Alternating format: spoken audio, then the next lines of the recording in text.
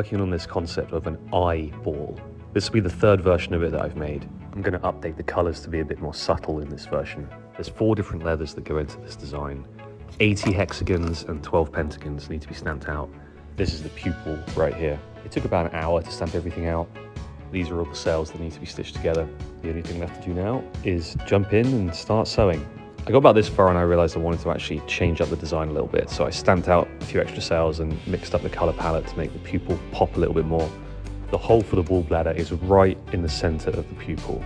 So look away if you're squeamish. It took about 4 days to sew this ball up, which is kind of a long time for a ball, but I think it was worth it. Mythical last piece. This sail does take a little bit to sew on and it's kind of tricky and fiddly, but it's done. I'm quite pleased with how this turned out. I think the next version of this I'm going to do is going to be even more subtle than this one.